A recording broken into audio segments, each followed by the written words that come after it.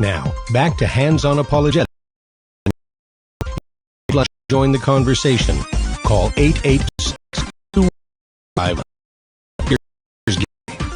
We were talking about Albrecht, Purgatory of all things, and William has just given us some surahs from the Quran that certainly sound a lot like what the early church taught about purgatory. So William,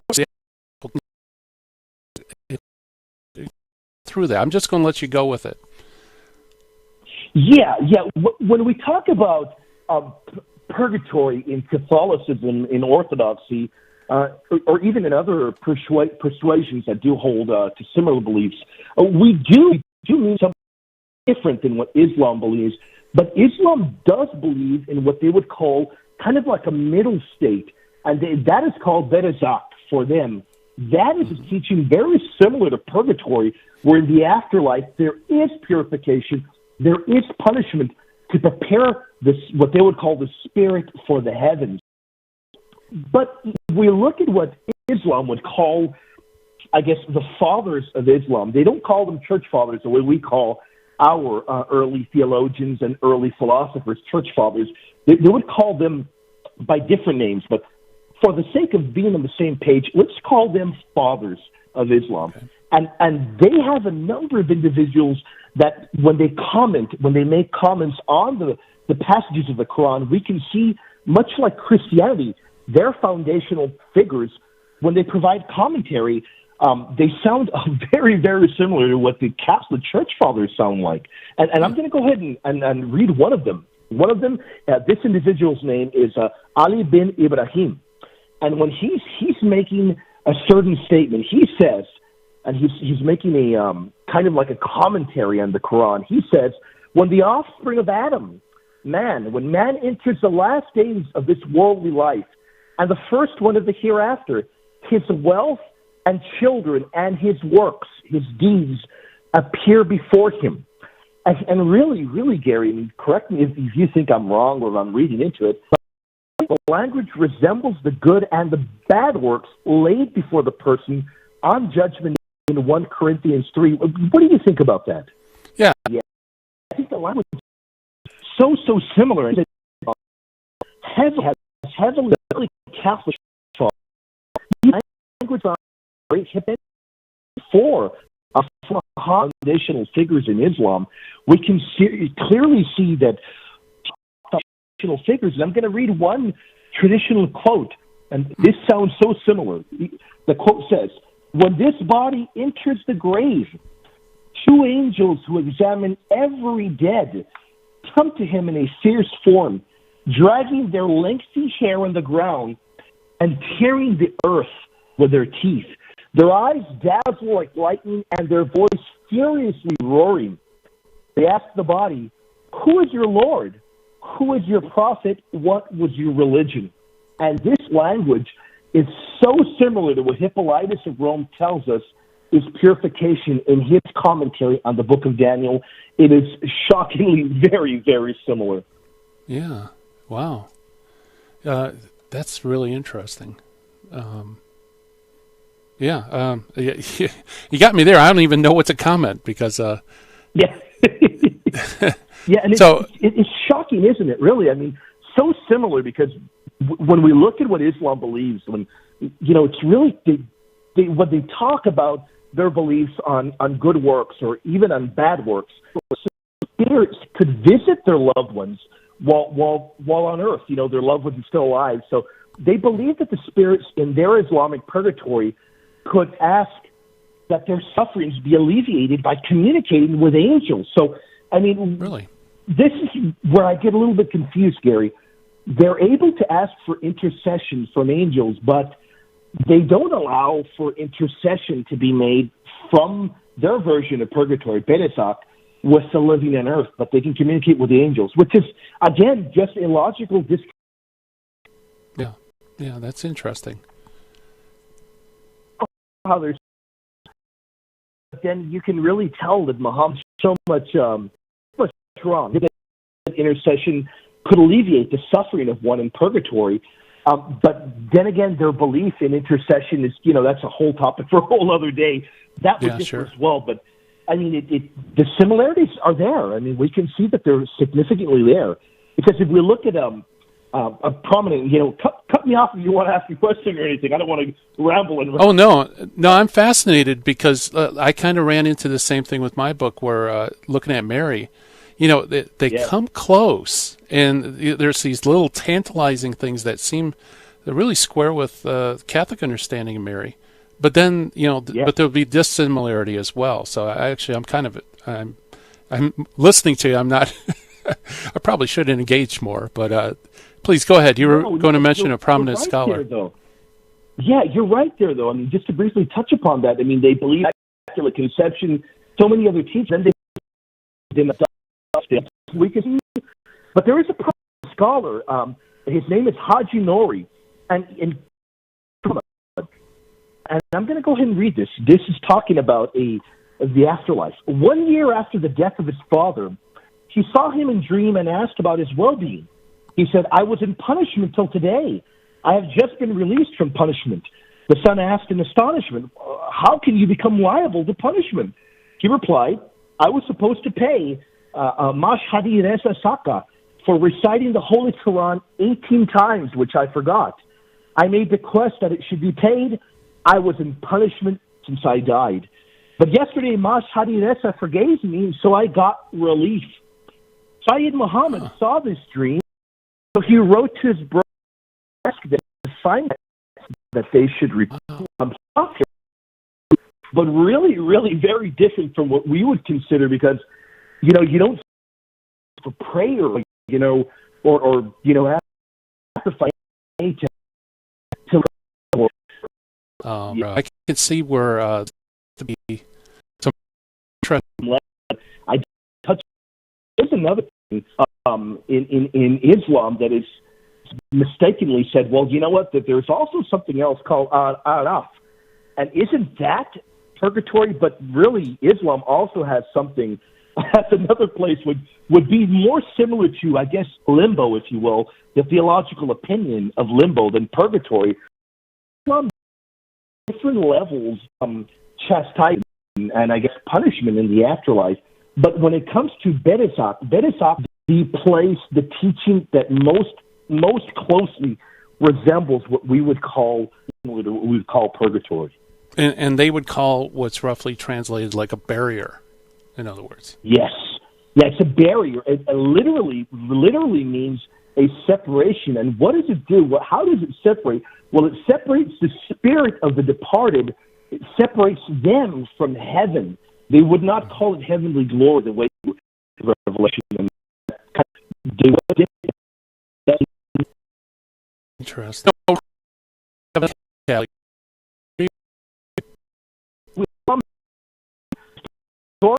Purgatory is God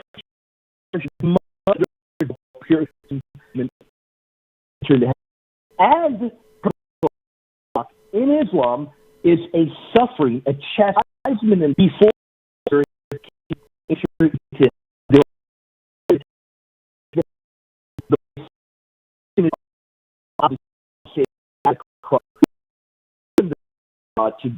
to allow us to be able to suffer, to be punished before we enter into heavenly glory.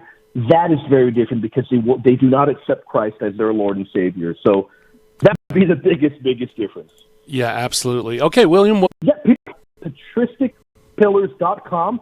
There they will find my blog, and they can find debates throughout the rest of 2000. A lot of stuff in the Church Fathers and a lot of stuff in debate. Well, thanks for coming on this busy individual.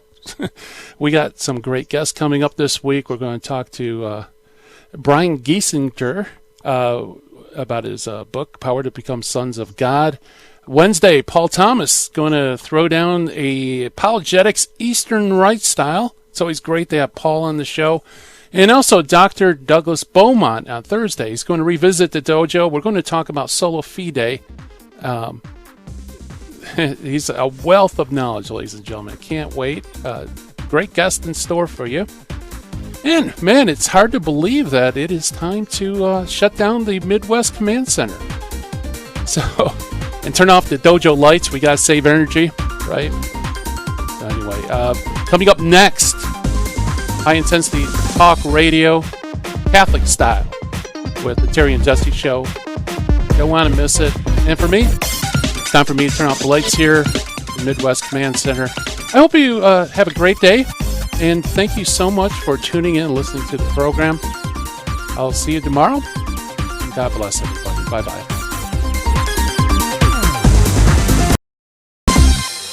In the 1990s, I lived and worked in Hollywood. But when my wife Betty's mom took ill, we relocated to Orange County. And it was during this time in our lives that I converted to Catholicism. Once my eyes were opened to the truth, I couldn't learn enough about the faith. But I had less free time than ever, especially with a long commute. That's when I discovered the real value of Catholic audio. Listening to cassette tapes transformed my daily commute into a miniature retreat. And that's the beauty of Virgin Most Powerful Radio today. Since the podcasts are archived, you can listen anytime on our smartphone app. I know how listening to Catholic audio can bring you closer to Christ and His Church. So I encourage you to visit the App Store or go to vmpr.org and download the app today. It just might change your life. I'm Matthew Arnold for Virgin Most Powerful Radio. Virgin Most Powerful Radio, sharing the gospel with clarity and charity.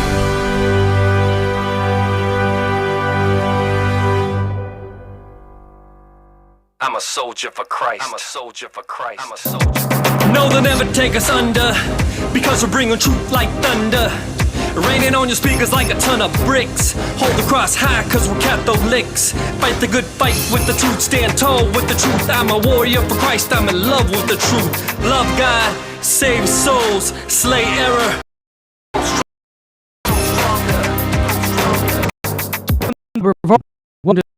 From side of the sea to the territory of the Gerasenes. When he got out of the boat, at once a man from the tombs who had an unclean spirit met him. Okay, so this means that the man had a demon. And every time an unclean spirit in the Bible means a demon. Okay, and notice he's hiding in the tomb. He's hiding where there's death. One of the find with the community, with your parish, with the Bible study group or the men's group, they want you to live by yourself and isolate it to a cemetery. Can you imagine? Amazing. The man had been dwelling among the tombs, and no one could restrain him any longer, even with a chain. In fact, he had frequently been bound with shackles and chains. But one of the four characteristics is preternatural strength, which means that the person is much stronger in relation to their physical size and age, and maybe even their gender. Yeah. So the preternatural strength is superimposed by demons, goes on to say. Night and day among the tombs and on the hillsides, he was always crying out. Demons try to have you hurt yourself. They start cutting themselves. They start bruising themselves. Demons want to hurt the body, as Father Gabriel. If they can wear down your physical body, that way they start chiseling away at your faith. And we also see, it says that this person, this demonized person, he's crying out day and night. Crying out, what does that mean? He's being tormented. Exactly. And as a result of that, they'll speak, from their mouth. The demons will speak guttural voices through their mouth. But he's also being tormented just by the fact that these demons are in his body. The Bible says, catching sight of Jesus from a distance, he ran up and prostrated himself before him. So notice, on a human level, he says, oh, he can heal me. So he runs to Jesus. The human side says, he can heal me. I know he can. But then the demon, look what happens when the demon is in the presence of Jesus. So the human side of his will, he runs to Jesus, prostrates himself before Jesus, cries out in a loud voice, what have you to do with me, Jesus, Son of the Most High? I adjure you by God, do not torment me. So now that's the demon speaking. Oh, yeah. Okay? The demon is saying, I know who you are. You got it. Don't torment me. Okay? So again, this is what happens in possession is the mind, your mind is divided. You have your thoughts, which are rational and faith-based, and then you have the demon's thoughts, basically tampering with your thoughts. You have a divided mind. That's what you see in possession. And we have psychiatrists and psychologists. All they do is call it schizophrenia and give you medication and get out of my office. It goes on to say, all right. He had been saying to him, unclean spirit, come out of the man. This is Jesus. Jesus asked him, what is your name? By the way, only a Catholic priest, by permission of the bishop, according to the 1614 rite, can ask a possessed person, can ask a demon, what's your name? A priest in a minor exorcism is not allowed to do that, and a lay person is not allowed to do that in healing and deliverance either. Good point, Jesse. Goes on to say, he asked him, what is your name? He replied, Legion is my name. There are many of us. And he pleaded earnestly with him not to drive them away from that territory. A legion, according to the dictionary, is 6,000 Roman soldiers. That's right. Yeah, so it goes to show you that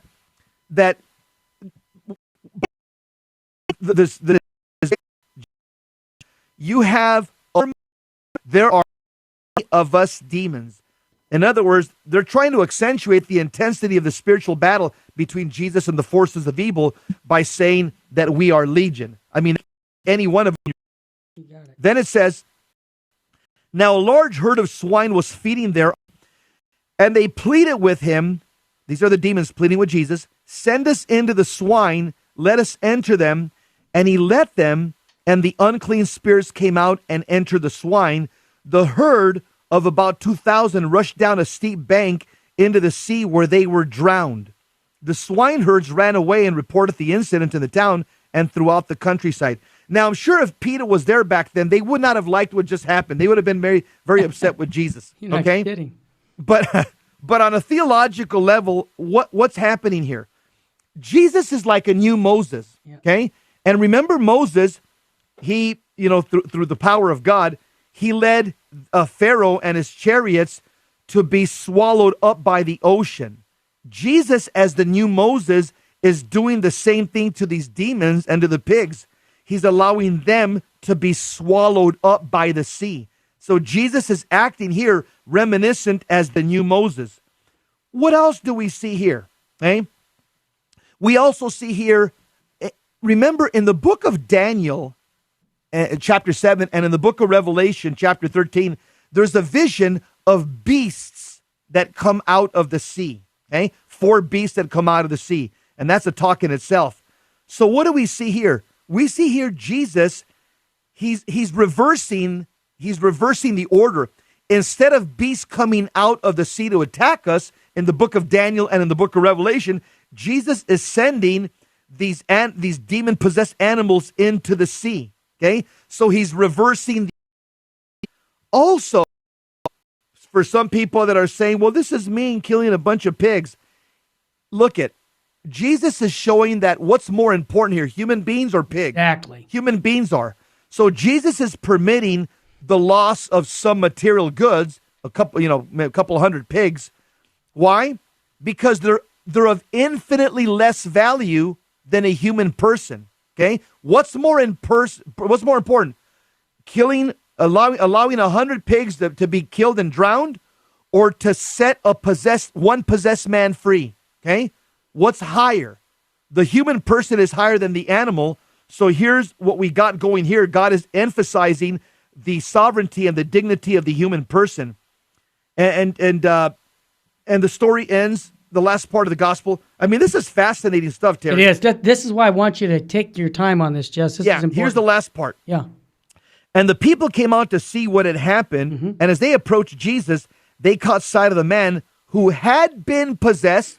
Notice, past tense, had been possessed by legion, sitting there clothed and in his right mind. Stop there.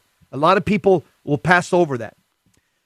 What does it mean that he's now sitting there? He was possessed. He's sitting there in his right mind. Bingo. This is precisely the first place where demons attack. In oppression, obsession, and possession, they attack your mind. And notice the Bible says he's in his right mind. Why? What do demons do to your mind? they tamper with your mind and make you think wrongly. Okay? They divide your thoughts. You have your thoughts and the diabolical thoughts. When the demon's gone, you're in your right mind. When you're possessed or oppressed or obsessed, you're in your wrong mind. The word demon in Greek means one who divides. That's precisely what exorcists say. They attack the mind to divide your thoughts. Oh, he's sick. Medication. We'll see you next month. Finally, and they were seized with fear. Those who witnessed the incident explained to them what had happened to the possessed man and to the swine. They then began to leave their district. As he was getting into the boat, the man who had been possessed pleaded to remain with him, but Jesus would not permit him, but told him instead, go home to your family and announce to them all that the Lord in his pity, the word pity also means mercy in Hebrew, has done for you. Then the man went off and began to proclaim in the Decapolis what Jesus had done for him, and all were amazed at the gospel of the Lord. The Decapolis, these are 10 cities in New Testament Palestine that were east of the Jordan River. So Jesus is saying, look, I've got followers already. I healed you. I set you free. I want you to tell all these 10 cities of Gentiles what I did for you, that I have power over demons, because Jesus Christ not only came to save the Jews, he also came to bring the Gentiles into the new covenant and save them and set them free as well. When we come back, I'm going to tie this into the topic of abortion, this reading and the devil. We'll be back with more with the Terry and Jesse Show.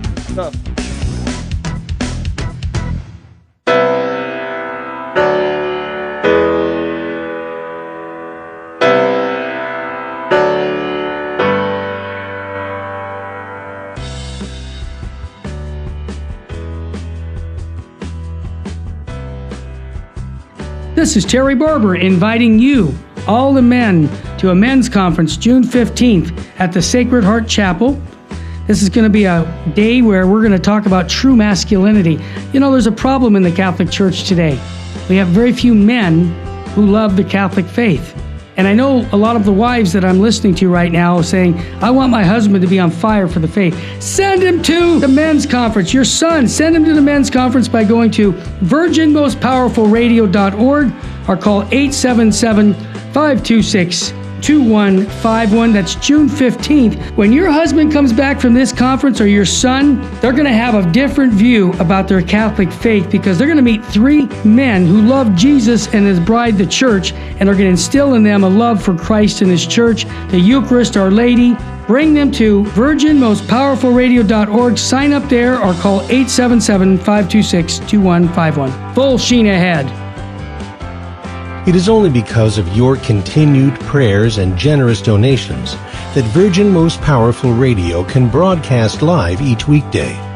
We count on your spiritual and financial support because you understand the urgent need for Catholic programming that shares the gospel with clarity and charity, but without compromise. Please prayerfully consider becoming a monthly donor. You can set it up with the touch of a button on our website, catholicrc.org.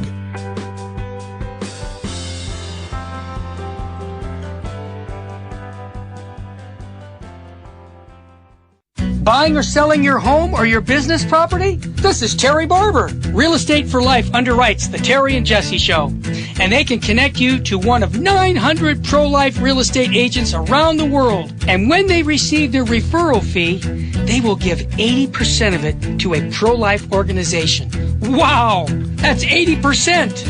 realestateforlife.org, 877-LIFE-US1.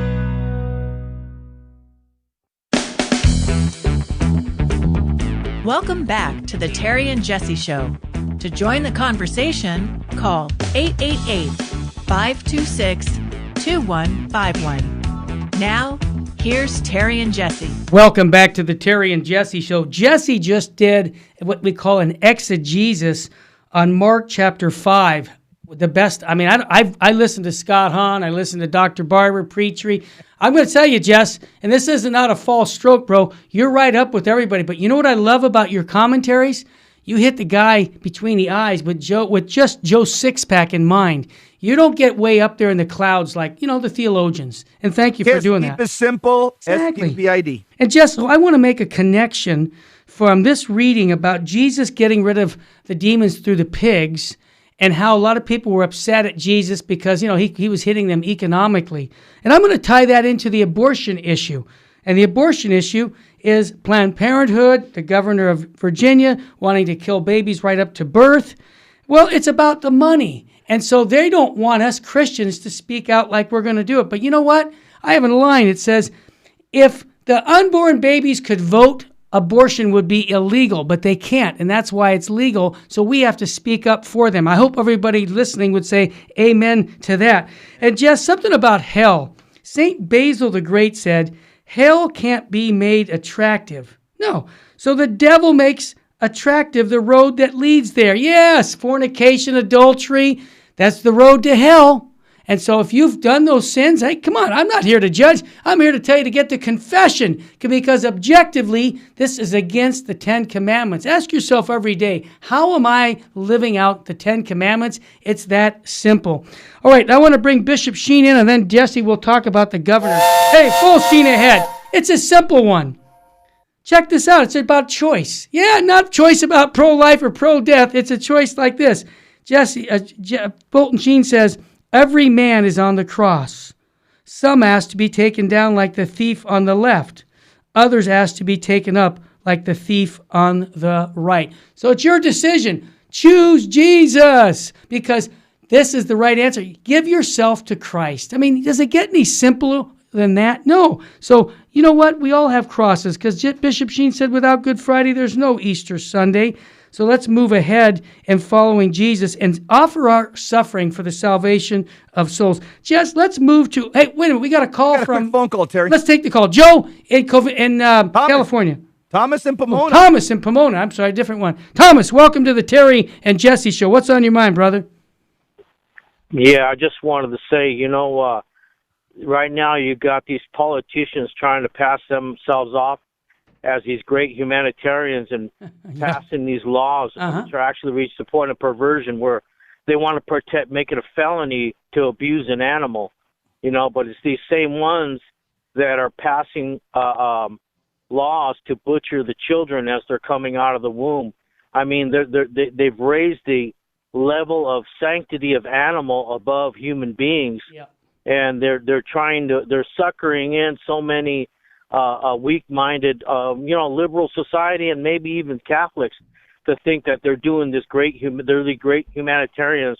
But in the meantime, they're passing laws to murder the children as they coming out of the womb. I just wanted you to think what you guys think about. Well, Joe, let me just say this to you, because this is nothing new. Back in the Greeks, when they were doing abortions back then, the historians were saying, where are your babies on your laps? You have dogs and cats on your laps, but you don't have babies. And so nothing new. We've been here before, so I would just say, yes, we've got our priorities out of bound, and you nailed it when you said we love our animals more than our children. Jesse? Well, not Jesus is God, and he loves people more than animals, as today's gospel shows. We should never abuse animals, but we shouldn't put animals above people. Jesus shows in today's gospel, who do I love more, a possessed man that needs to be free from demons or 100 pigs? Okay, I guess the pigs are going to have to bite the bullet on this one. That's a no-brainer. Yeah, and also, I'll tell you why people, they embrace these issues like, environmental issues, global warming, March for Cancer, PETA. Yeah. I'll tell you why they do this, because the left majors on the minors. And even the Catholic left, okay? Because the Catholic left and the political left, they drink from the same trough, okay? Yep. And the left, the Catholic left and the political left, they hold on to these minor issues like the environment or PETA. They hold on to these issues rabidly. You know why they do that? They do that to pacify their conscience, especially the liberal Catholics, because their conscience, they know their conscience is saying, abortion is wrong. Euthanasia is wrong. Homosexual marriage, cloning, embryonic stem cell research, contraception. And they know these things are wrong, but to pacify their conscience from dealing with these primary issues that are destroying our society, they will hold on to these secondary issues, these minor issues, and they'll make these things, they'll make these things bumper stickers, and they'll make these things the primary focus of their life, because they want to walk around and say, you see, I'm a good person. I marched this weekend at the this March Against Cancer. I marched this weekend in the PETA March. Again, because all of us want to believe that we're not evil people. Yep. And so that's why the left embraces these minor issues and they walk away. They turn their back on the major issues, Terry. I agree with you. Thanks for your call, my friend. God love you. Jess, let's move into this Virginia governor. He's I call him affectionately a knucklehead. I'm praying for his conversion. Jess, let's get into that whole issue. Virginia Governor Ralph Northam, he's endorsed infanticide. Yep. And but there's a connection here. Why would a governor, a human being who's he's a doctor by very educated man. Why would he embrace infanticide? Well, maybe it's because we've discovered that he received $2 million in his campaign contributions from guess who? Planned Parenthood. Well, that makes sense. Well, see, and he defeated a Republican, I think, incumbent for that seat. Yep, I remember. Well, Planned Parenthood pumped in $2 million into his campaign, and this is why Ralph Northam, he's beholden to them. And as a result of that, Northam endorsed a bill that would allow new mothers to determine whether they wanted to keep their child after delivery. Unbelievable. Is this microphone on? Let me check. Yeah, it's on. So after the baby's delivered. Crazy. He proposed a bill that would essentially legalize infanticide. But again, why would he do that? Follow the money. Exactly. Over the course of 5 years, he received 5 different donations to his campaign, to his 2017 election, where he got $2 million in total. And this, Terry, is very sad, the state of our politics today, where the morality's out the window. And the fact is, the shocking infusion of Planned Parenthood cash to Governor Northam's campaign, it suggests to me that, well, you know what? They're going to say whatever their lobbyists or their benefactors tell them to say, even though he's a medical doctor. And his bill, the Virginia bill that he was proposing, thanks be to God that it didn't pass. It was defeated, so it didn't even make it out of subcommittee. Thanks be to God. But he was also advocating in his bill for non-doctors, untrained individuals to be able to perform abortions, and they would be legalized. It would legalize the murder of children after the birth. This horrifying bill's made national news. Thanks be to God that the bill was defeated. Many Republicans are saying nobody who holds this position should ever be in any office, governor, senator, or congressman. This is so evil. This man should step down. Well said. But he should step down for other reasons, as we'll talk about as well. Well, Jesse, yeah, exactly. That's where I'm going to go, because once this happened, in afternoon pictures of Northam's 1984 medical school yearbook were published by various news outlets. What? Yeah, pictures depicting him and a friend dressed in a blackface in a KKK costume. Northam confirmed that he's the one of the men in the photo apologizing for the image, saying, earlier today, a website was published, a photograph of me. Yeah, okay. I'm deeply sorry for this decision I made to appear as I did in this photo, and it hurt. It was a bad decision, and it caused a lot of people hurt. You know what, Jesse? He not only did that, his behavior is in keeping, not just years ago, 1984, but there's a 2013 debate with a black pro-life Republican candidate, E.W. Jackson, and it shows this, that he absolutely refused to shake hands with Jackson. Now you can say, well, no, he didn't see him. No! At the end of the debate, Jackson extended his hand in an effort to show goodwill. Northam pretended not to see Jackson's hand, and when Jackson tapped him with the hand still extended, he still refused to shake it. You know what? This guy's a racist. This man's a racist. He is. Let's just call him for what it is. And you know what, Jess? That's bad. But you know what's really bad? All the unborn babies that he wanted to have murdered. Okay? Let's just call it for what it is. And here's the thing, and I know this is on another topic, but if he was a Catholic, Wouldn't this be justification to say someone needs to be excommunicated when you do something as egregious as this? And without a doubt. Okay, and Jesse, when I did the research on this topic of excommunication, 1962 in Louisiana, they had an excommunication take place because of segregation. Well, and that was good that he did, because the bishop made the point, we got to have integration, right? He did it. Why can't we do it now in New York and other places? I think it's great that we're standing up right now and calling for this man to step down as a public figure, because guess what? He's terrible for the future citizens that are going to be coming into Virginia through life, because with him, they will never even have the right to life. So that's a best reason, not just because he's a racist, but he's for killing unborn citizens coming into Virginia. That is horrendous. This is what he says in the bill that he tried to pass. Oh, yeah, this is Here's brutal. what he said, Terry. He said, so in this particular example, if a mother's in labor, I can tell you exactly what would happen. The infant would be delivered. The infant would be kept comfortable. The infant would be resuscitated if that's what the mother and the family desired. And then a discussion would ensue between the physicians and the mother, close quote. So what he's saying, Terry, he's saying after the baby's born, and the baby's right there, but keep them comfortable, of course, keep them comfortable, the mom and the doctor could decide whether this newborn baby should be killed. That's the discussion that he's talking about. Oh, but until you decide that, remember, keep the baby comfortable. It's a hypocrisy. Terry, this guy, well, remember when we were talking about demons divide your mind? Yes. This guy has some type of a diabolical tick in it, because to think like that, remember, demons divide the mind. Yep. They make you to think human and diabolical and mix your thoughts. This is diabolical thought tampering at its finest.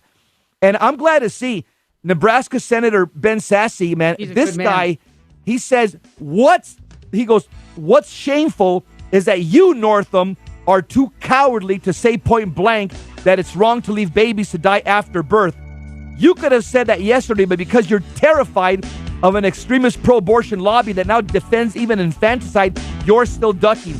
Terry, both sides of the aisle are asking him to step down. Good, because you know what? It's a duke. We're duking it out with the devil right now. We'll be back more with Terry and Jesse Show.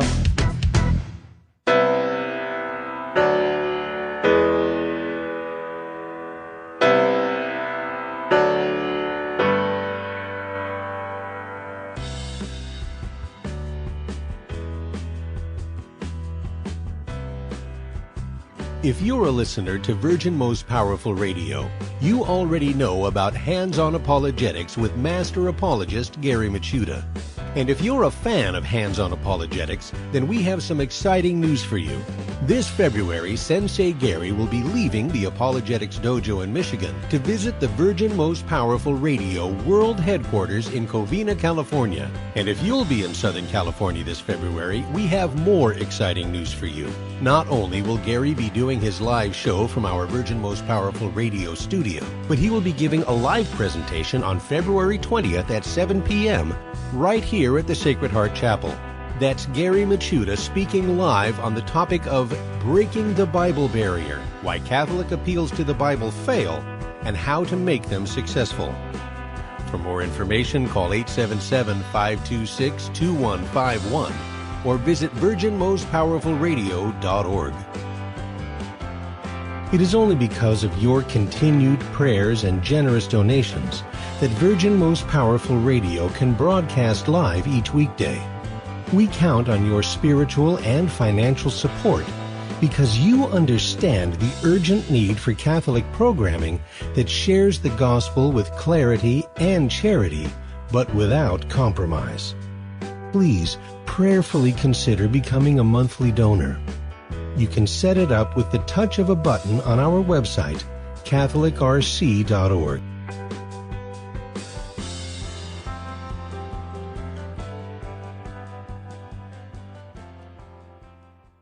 Buying or selling your home or your business property? This is Terry Barber. Real Estate for Life underwrites the Terry and Jesse Show.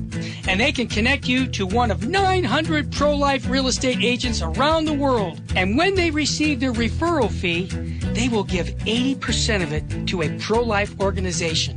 Wow! That's 80%!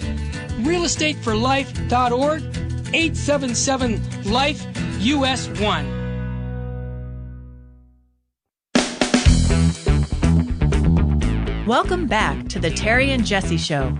To join the conversation, call 888-526-2151. Now, here's Terry and Jesse. Preachers with devil-destroying theology. Amen, brother. We got somebody on the line. And we do, just before we get somebody... Gilberto Montes. Well, great. Let's get him on. Welcome, my friend. You're on, Gilbert. Hi, how you guys doing? You guys do a great job. I really appreciate it because one of the things that really irked me about the Catholic Church is that it was becoming too feminine, and you guys are masculinizing it. And amen, brother. And I appreciate it because, I would never declare myself a non-Catholic. I always said I'm a Catholic in line with Christ, which are very few. Yeah. And but I found myself listening to a lot of guys from other religions that were doing things that everyone was afraid to do, which call out a lot of things that people were afraid to do. But anyways, I agree with about 98, 99% of what you guys say. But this 1%, maybe you guys aren't going to like. Well, that's good. That's okay. Let's talk, buddy. Let's talk about this. Good man. If you don't mind. You bet. Listen, these people are only doing what their masters are telling them to do. These aborters and all of these people. When you follow the rabbit hole, who owns all the money? Who controls all the money? It's these big international bankers. Federal Reserve, IMF, World Bank, all of these people control the money. They control the dialogue here. They control both parties, Republican and Democrat. Conservatives and liberals are completely perverted. The liberals are 100% perverted. The Republicans, about 99.5%, maybe Ron Paul most. But... Gilbert, let me mention something. Let's jump in for Gilbert, a second. I'll tell you why I can't hold that position, because that's Luther's position, which was condemned by the Catholic Church. What I mean by that, Luther held in Calvin that mankind was totally depraved. That's not Catholic, and that's not even biblical. Mankind is wounded. That's biblical. Our nature is wounded by sin, but for you to say, well, both parties are completely... That would be Luther and Calvin. I can't go with you there because you can't back that up from Scripture or Catholic theology. You could say we're wounded by sin. We have concupiscence. I would agree with you there. Now, here's what I would say, and I'll throw it back to you. All I do is look at what people say. Like if I ask you, Gilbert, hey, Gilbert, what do you believe about X, Y, and Z? I'm going to take you at your word, especially if you write it down. All I got to do is read the party platforms from the DNC and the RNC with my own eyeballs. What do you think? What do you believe about abortion? What do you believe about marriage? What do you believe about euthanasia, etc.? And you could see that they're diametrically opposed. Now, are there sinners on both sides? Of course, there's sinners everywhere. We're all sinners, and we're all weak, and we all need Jesus. But the point is, their party platforms are black and white. They're diametrically opposed. Go ahead. Yeah, but, I agree with you. I agree with most of what you're saying. The thing is that... we've allowed the bankers, the big money people, to control both our parties. For example, let's look at Donald Trump, for example. I like a lot of what Donald Trump is doing, and I support him over the Democrats. Nevertheless, he does a lot of things that just made me go, what the heck? Like right now he wants to go, and this is, I'm going to open up another rabbit hole here, but... right now he wants to go into Venezuela, for example, and I'm against socialism. I hate socialism, But what they're bringing in is these bankers who funded the Bolshevik Revolution and killed 70 million Christians and started communism in Russia. They killed 70 million. These are the ones that are saying, we don't like socialism in Venezuela. What they really want is that oil. They have the biggest oil reserves in all of Latin America. Saudi Arabia. Now, Trump promised that he was not going to get into foreign entanglements. Now he's going to go and do this to serve the international bankers. And you know what? We had a priest that was very popular. His name was Father Coughlin, and he called him out. He was the most popular priest probably America has ever had, but he's hidden in history because the winners, they write history. And what did he do? He had millions, more than half, I believe, of the United States listening to him. How come we don't know about him? He talked about the very... Oh, I know really a lot about him. We've talked about him. Gilbert, dare you? Yeah. Yes. Gilbert, let me just jump in. On the internet. Gilbert, yes. I agree in part what you say. I know that there's an evil cabal of billionaires. I mean, you can see on the internet where they meet in New York, and they're always talking about how to depopulate planet Earth, and their names are up there. I mean, the Billionaires Club, George Soros, they meet Bloomberg, Oprah Winfrey. They meet, they're open about this, and I get that there are evil people with a lot of money, and the Bible confirms that. The love of money is the root of all evil. But it's not money, Gilbert. There's a lot of rich people that do good things with money, including a lot of rich Catholics and Protestants. So we have to remember that 1 Timothy 5:10 says it's the love or the avarice for money is the root of all evil. Money is just a commodity. In fact, great things have been done with money in Christianity. And so I'm glad when there's rich people like Tom Moynihan that do good things, virtuous things with their money. But Gilbert, I'm glad you're listening. We need to go to this other topic, but let me keep on listening and call up anytime. And Gilbert, I just want to add one more thought to the mix, and that is there's no perfect citizen that we can vote for in this planet, okay, for being the president, but we have to move the football forward, either for a touchdown or for a first down. And when you look at both parties, I'm just going to be honest with you. They're not perfect, but one of them, like Jess said, go to the platform and choose the one that represents your Christianity the most. And I just got to say it right now. No, people, in the old days, I couldn't say this. I couldn't vote Democrat because they're for killing unborn babies.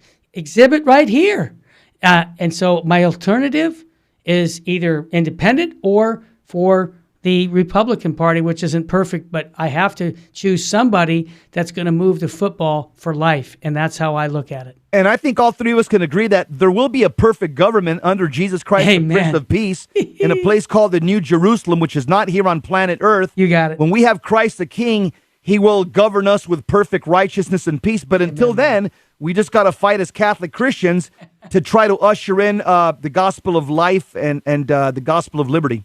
Thanks a lot, Gilbert. Gilbert, you're a good man. Thanks for joining us, and I'd love to talk more with you privately if you want to even call me here at 877-526-2151. Love to chat with you. Jess, let's move on with our where this whole issue in Virginia, it's not just in Virginia, this is taking place in other parts of the country about the protecting unborn babies as being, no, we've got to stop this. We got to make sure that if Roe versus Wade gets overturned by Mr. Trump, by another pick of the Supreme Court, we've got to be preventive and start getting laws in that make sure that Roe versus Wade, that we can kill babies up to the 9th month. That's what this is doing. Well, that's what the left is trying to do around the country because they're reacting to the last two picks that President Trump has put into the Supreme Court, and they see Ruth Bader Ginsburg, her health failing her and slipping away. That's it. So they're trying to go on a state-by-state basis and pass laws individually saying that abortion will be allowed all 9 months up until the moment the child's born. But this guy, Northan, is going even beyond that. Even to say after the baby's born,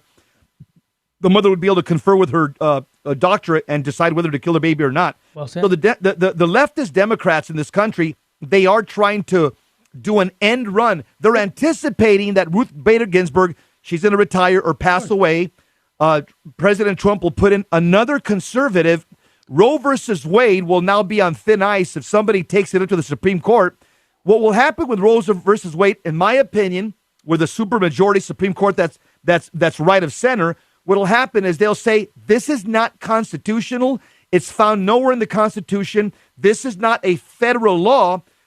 We have nothing to do with it in the federal government. This has to be decided on a state-by-state basis. The leftist Democrats know this, so that's why they're passing these laws from one state to another, anticipating that they will lose Roe versus Wade one day. And Jesse, we did the same thing with the Dred Scott decision back in the 1870s, where we said that black people were not human, and we were wrong, and we made that adjustment. I hope everybody sees that. Just because your skin is black today, that means you're not some kind of a human being. How ridiculous is that? I hope and pray that someday they're going to look back and say, can you believe those people at in the 1973 to whatever date, they were promoting killing unborn babies, saying that they weren't human beings. And the technology, they had ultrasound, they had all this technology. How idiotic could this be that they couldn't see that? Why? They had Especially technology. a doctor like Northan. Ralph Northan. He's a doctor, Terry, before he was a politician. And I think that's what's going to happen. This is going to be overturned, just like the Dred Scott decision. And we're going to say, hey, unborn babies have a right to be born. Wow. I mean, that's a no-brainer. But right now, Jesse, sin affects the intellect and it corrupts It makes you stupid. Yeah. Father John Hardin said, sin dulls the intellect. Yeah, well, that's another way of saying it. Yeah. You say it more bluntly. It makes you stupid. Yeah. Terry, but you know what? Now, and this guy, he's not only on the payroll of Planned Parenthood, but he's also a racist, okay? Big time. And here's a connection. What nationality has which babies from which nationality are killed at a higher rate than any other nationality? Statistically, Black. we know by far. Okay, and Mexicans too. And Mexicans are number 2. Yep. So in New York, I just read an article that says more black babies are aborted in New York than are born in New York. Right. More are killed than are born. Yep. And so it makes sense. This guy, Terry, who you can't say he was a kid. Say, oh, well, he's in high school, he's in middle school. No, he was in medical school. He's in He's already got his BA, his master's. This guy's in his late 20s, and he's got in his medical yearbook. He's dressed up like a Ku Klux Klan. Horrible. Well, he knows how offensive that organization is, what the history of that organization, and so now he's saying, well, you know what, that's not who I am. That was a long time ago. Here's what's funny: him and his other colleagues were talking about Brett Kavanaugh, saying, whoa, look at what he supposedly did 30 years ago. Look at what he wrote in his high school yearbook. They were all condemning Brett Kavanaugh for things that he supposedly wrote in his high school yearbook 30 years ago. Now he's saying, oh, but that was a long time ago. I'm a different person. Here's what's funny. When it's a conservative pro-life Republican like Brett Kavanaugh, you can't put you can't write that in your high school yearbook because we're going to hold you accountable for the rest of your life. This guy, dressed like a KKK, and he's already an adult, a young adult, in his medical school yearbook, and he's saying, well, that's not me no more. That was a long time ago, and I apologize. You know what? I'm glad to see even the NAACP. Yep. Okay, they're calling for his resignation. That's right. Good even the them. Democrat socialists like Ocasio-Cortez. He is too. Bernie Sanders saying, hey, this guy's got to go. Yep. Hey, when we come back, we're going to talk about why suicide is on the increase 33% since 1999. And we're going to tie that into what we're talking about, sacredness of life. People don't believe that life is sacred. Why? Because they don't know the meaning and purpose of life. And that's what we're going to talk about when we come back. Terry and Jesse Show on Virgin Most Powerful Radio.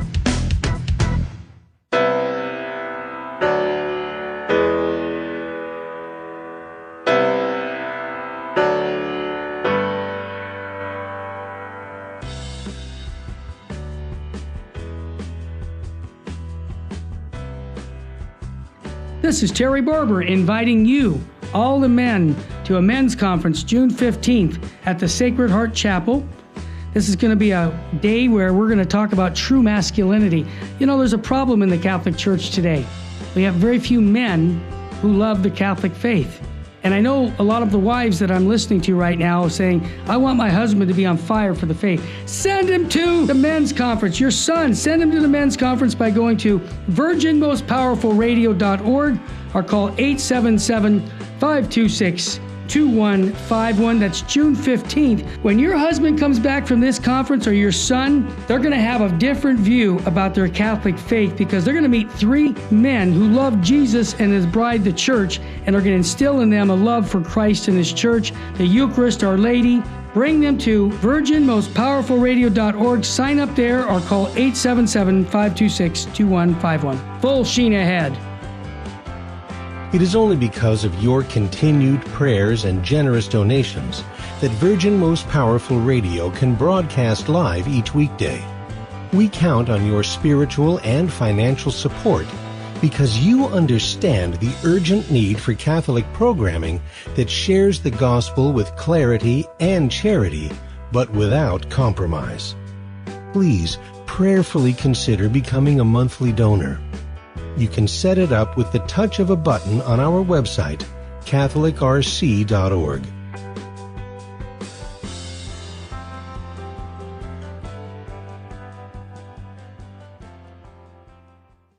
Buying or selling your home or your business property? This is Terry Barber. Real Estate for Life underwrites the Terry and Jesse Show. And they can connect you to one of 900 pro-life real estate agents around the world. And when they receive their referral fee, they will give 80% of it to a pro-life organization. Wow! That's 80%! realestateforlife.org, 877-LIFE-US1.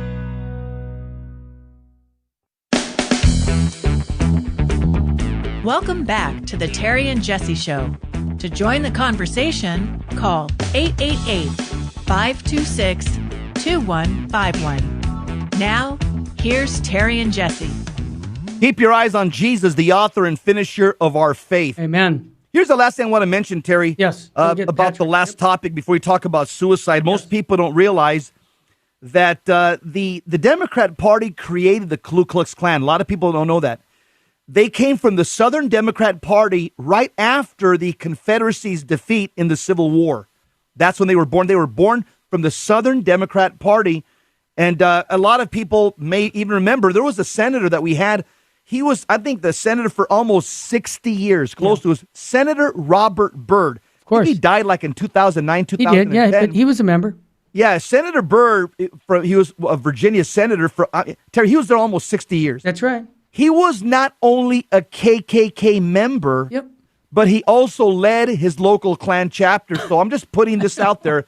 The Democrat Party and the Ku Klux Klan, they were one and the same. You got it. And it's funny the way, again, the more things change, the more things stay the same. It's not surprising to me that this pro-abortion Democrat Northan would have dressed like a KKK member, because that's where the KKK came from, the Democrat Party. Well said. Patrick in Kansas, welcome to the Terry and Jesse Show. What's on your mind, brother?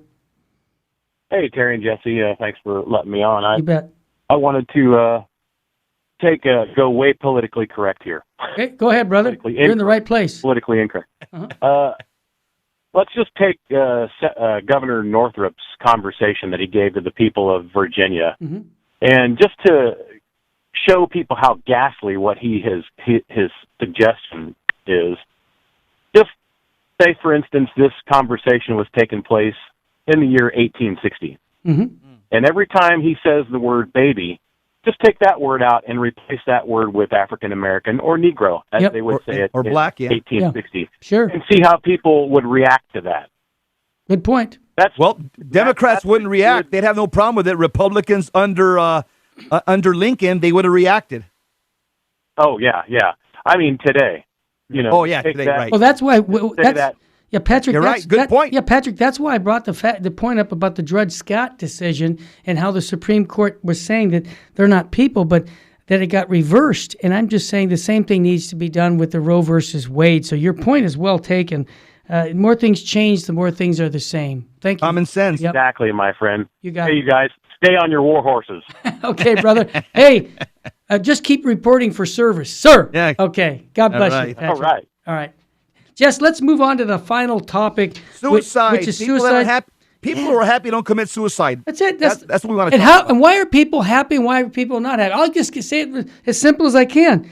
When people know Jesus Christ, there you go, and He's in their life, then they know that life is short, eternity is forever, and that they're living for Jesus. They've turned their life over to Jesus Christ. They received the Holy Eucharist. They go to confession. They live in the state of grace, not in the state of mortal sin, and so they're going to be happy. And Jesse, the U.S., we call it the CDC, the Center for Disease Control Prevention, says that in the United States has increased 33% between 1999 and 2017. Suicide rate's that right? Suicide rate is the second leading cause of death for Americans between the age of 10 and 34. Is this microphone on? Wait a minute. Suicide is the second leading cause of death for Americans between the age of 10 and 34.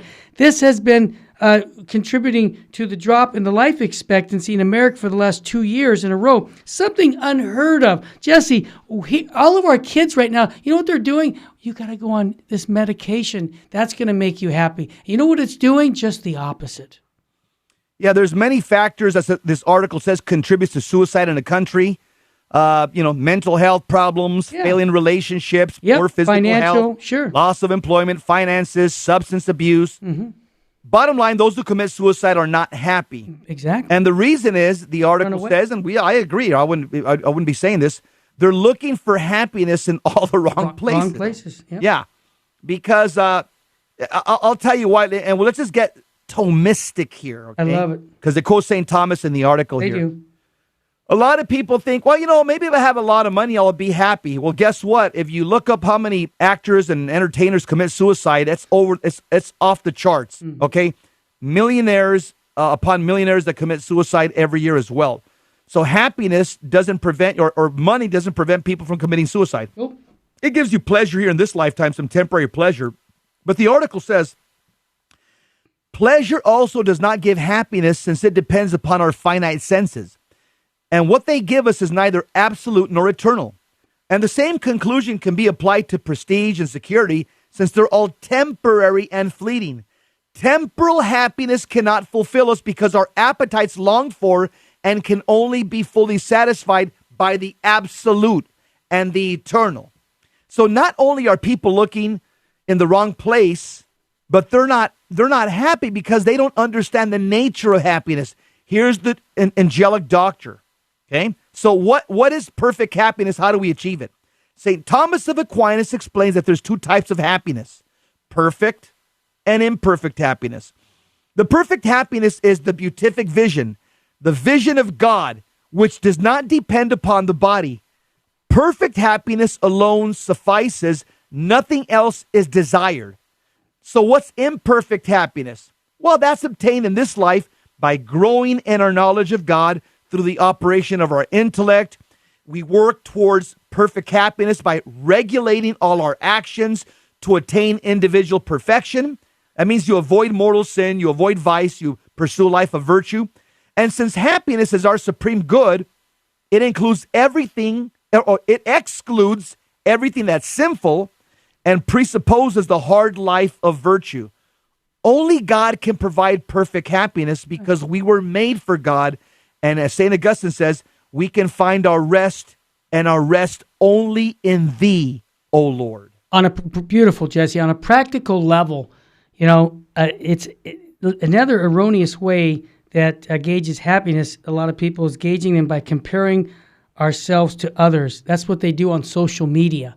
And you know what happens? They make these comparisons regarding, my appearance, I'm not pretty enough, I'm not tall enough, I don't have enough hair on my head. Give me a break. You see, these are all these superficial things that the internet is doing with social media. Can I make a suggestion, Mom and Dad? Cut a lot of that media out for your kids.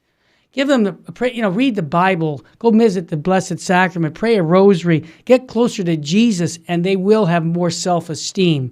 I think that what happens is they're sitting in front of watching YouTubes and watching social media, and they're comparing themselves to a lot of people. They're not even real. And so this is really undermining their happiness. And they go, well, why am I even alive? Because my value is only on how I look or what I can do or how much I... See, it's all false. It's all an illusion. And so I think that we have to be rooted in Jesus Christ. As St. Thomas said right there, when we have Jesus, we have everything. And also, Fulton Sheen says that when we have Jesus, he says, this is what you have. And this is what... peace of soul. There you go. He wrote a book on that. Yep. Serenity of conscience. Okay? And that's what we all want. Amen. Peace of soul, serenity of conscience. And I'll tell you what helps you achieve happiness also. When you live a life of virtue. And a life of virtue, happiness consists of order and virtue. In other words, St. Thomas says, happiness consists of order. Order is that state of things where everything functions according to its nature and end. When everything is doing what it's supposed to be doing, there is order.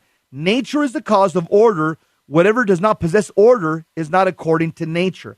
In other words, if you want to not be happy, then follow your disorders. So you can follow your ordered appetites, okay, or disordered appetites. If your ordered appetites are ordered according to God's will, they're ordered to a life of pursuing holiness. Your disordered appetites are ordered towards sensual, sexual, angry, evil appetites. And so the difference between happiness and being sad, melancholy, is are you pursuing a life of order? And that means order in your life of prayer, order in the way you eat, order in the way you dress, order in the way you speak, order in the way you regulate your life and your relationships.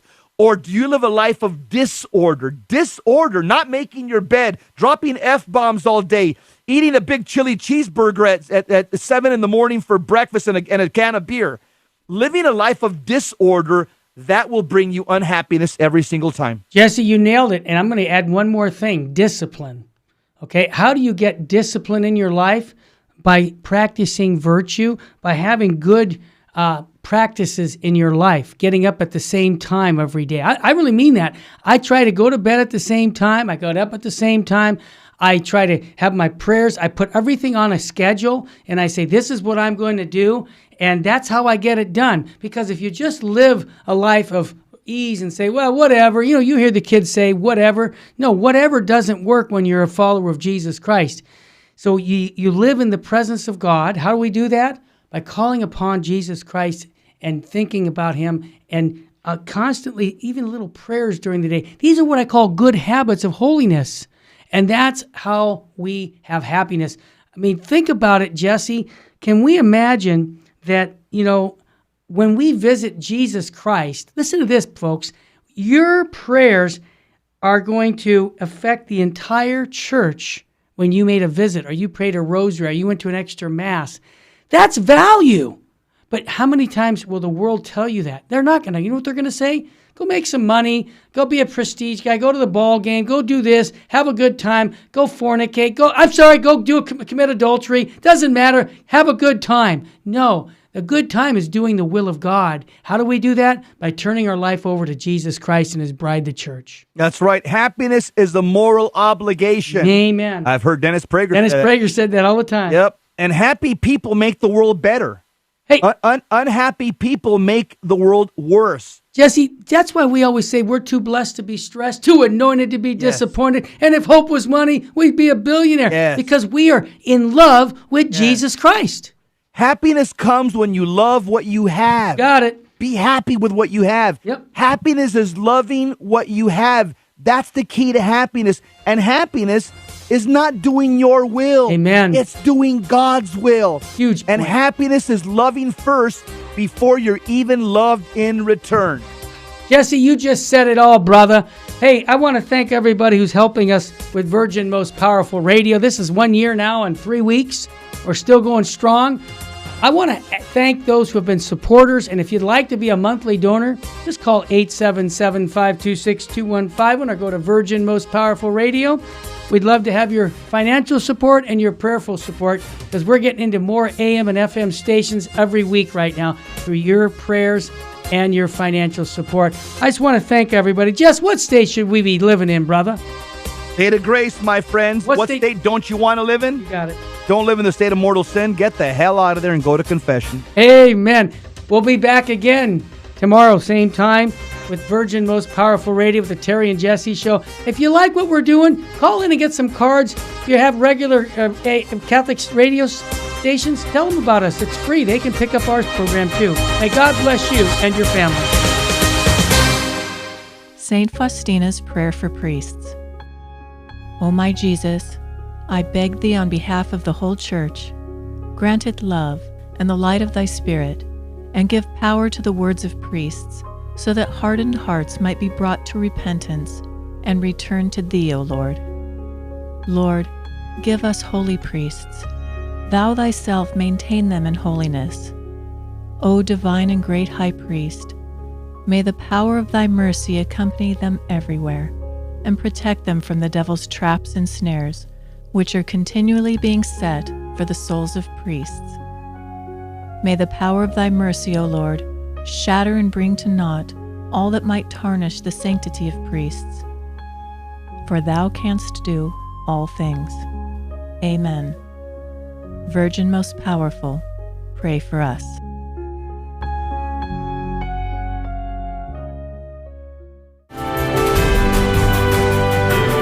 Virgin Most Powerful Radio, sharing the gospel with clarity and charity.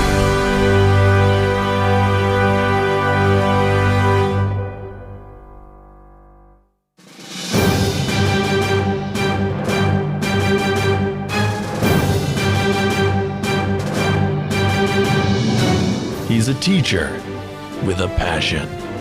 He's an historian with a PhD. From Lords to London, from New York to Athens, he's professing the truth that sets you free. You're at the Bar of History with Dr. Ed Mazza. You are at the bar of history here at Virgin Most Powerful Radio, where we spread the gospel with clarity and charity, but without compromise. I am very happy to be with you on this rainy morning, very unlike SoCal, but that's okay. We could use the rain. When God wants to renew the earth, he sends forth the rain, the way he did during the time of Noah and the flood. So, we're going to do some Monday morning quarterbacking. That's right. It's the day after the Super Bowl, but we're not going to be talking football. We're going to be talking about, well, reality, about truth, about justice, and the American way. Did you know that the President of the United States is going to give a State of the Union address tomorrow evening? And it will be typical if you watch the news coverage of it both before and after the president's speech. It'll be typical because the news media, 95% of the news media, will find everything negative to point to about the president because they're controlled by the left, and the left lies. And that's why we have fake news in this country. But you don't need to take my word for that. Those of you who listen to Virgin Most Powerful Radio, most of you already realize that. But what I want to talk with you about this morning is how this is actually a terrible act of injustice when we use rash judgment about other people. It can be a mortal sin. So we're going to talk today about, especially about how there's a responsibility that journalism is not meeting. They have responsibility and a duty to truth. You know, we hear a lot about the First Amendment. The First Amendment of the Bill of Rights of the U.S. Constitution says that the press has freedom of the press. But did you know that for every freedom that you and I possess, we have an obligation that comes with the freedom? And so let me read to you from a speech that was given over 40 years ago at Harvard, Harvard's commencement address.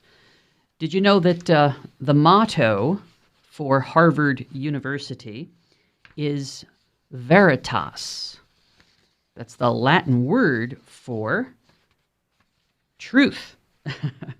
That's right. Veritas means the truth. And the speech, I'm going to read selections of it to you. It's from Alexander Solzhenitsyn. If you're under the age of 40, you may not know who Alexander Solzhenitsyn was. Solzhenitsyn won the Nobel Prize for his book, The Gulag Archipelago. That is, it was a book which he wrote about the concentration camps. There's really no other word for it. The concentration camps of the old Soviet Union under Stalin and then under his successors.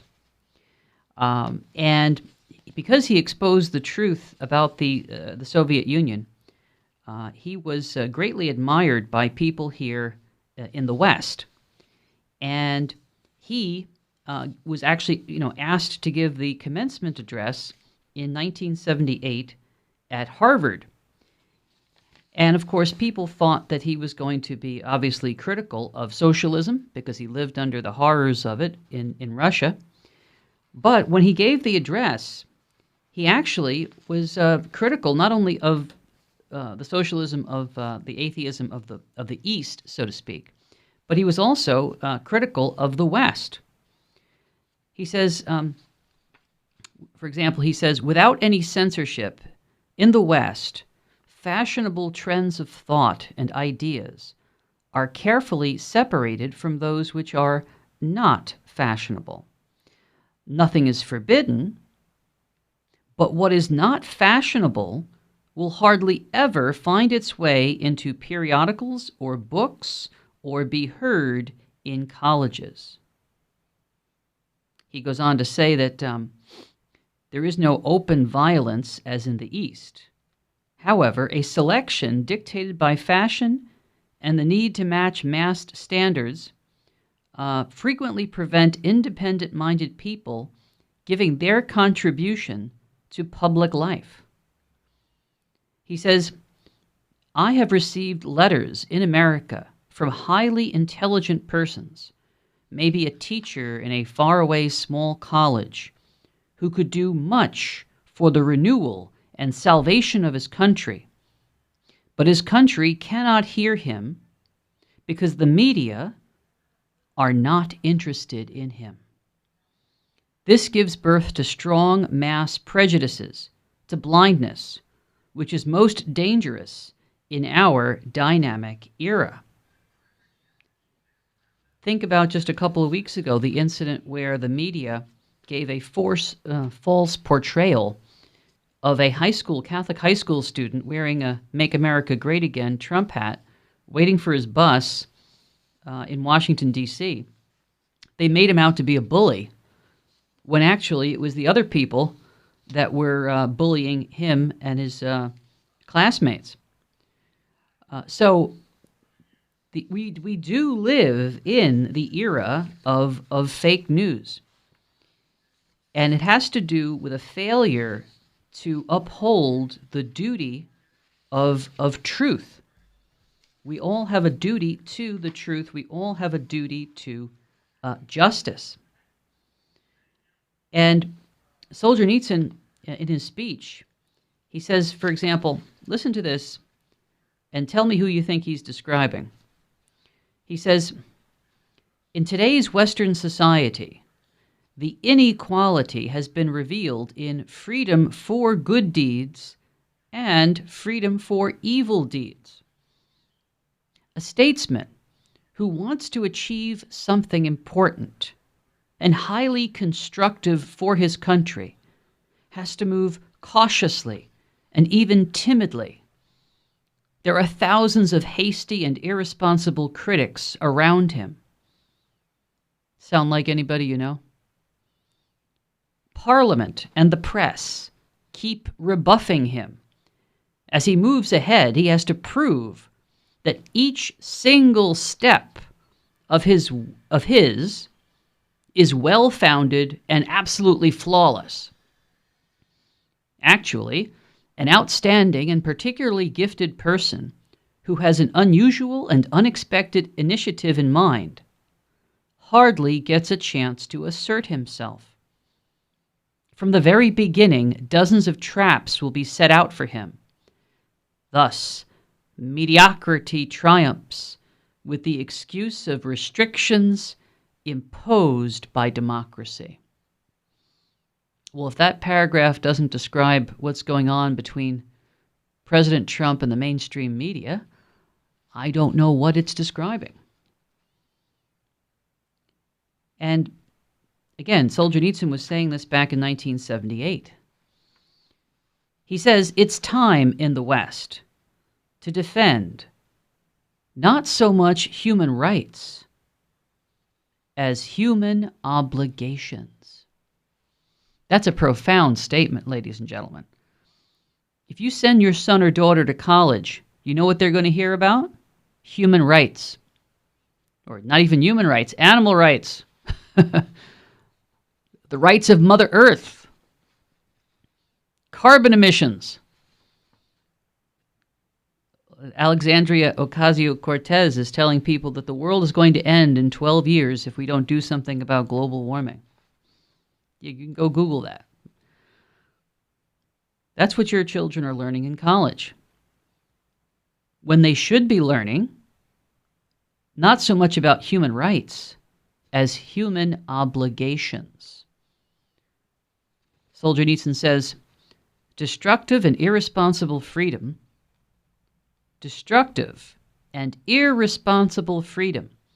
has been granted boundless space.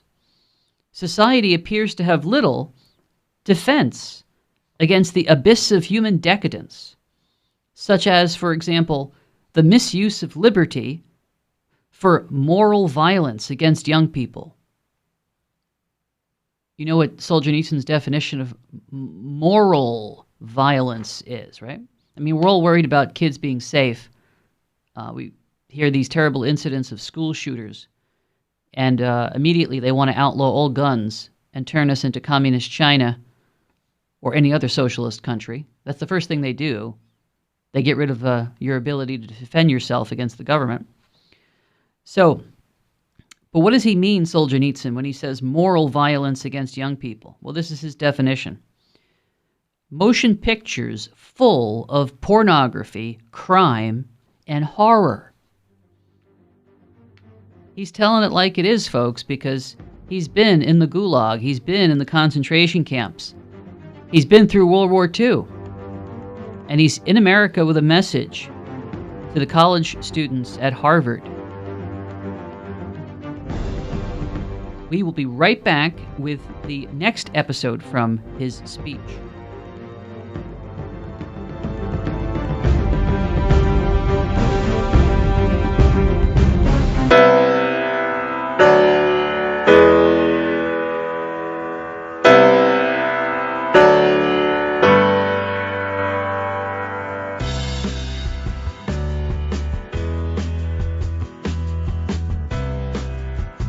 If you're a listener to Virgin Most Powerful Radio, you already know about Hands-On Apologetics with Master Apologist Gary Machuda. And if you're a fan of Hands-On Apologetics, then we have some exciting news for you. This February, Sensei Gary will be leaving the Apologetics Dojo in Michigan to visit the Virgin Most Powerful Radio World Headquarters in Covina, California. And if you'll be in Southern California this February, we have more exciting news for you. Not only will Gary be doing his live show from our Virgin Most Powerful Radio studio, but he will be giving a live presentation on February 20th at 7 p.m. right here at the Sacred Heart Chapel. That's Gary Machuda speaking live on the topic of Breaking the Bible Barrier, Why Catholic Appeals to the Bible Fail, and How to Make Them Successful. For more information, call 877-526-2151 or visit virginmostpowerfulradio.org. It is only because of your continued prayers and generous donations that Virgin Most Powerful Radio can broadcast live each weekday. We count on your spiritual and financial support because you understand the urgent need for Catholic programming that shares the gospel with clarity and charity, but without compromise. Please prayerfully consider becoming a monthly donor. You can set it up with the touch of a button on our website, catholicrc.org.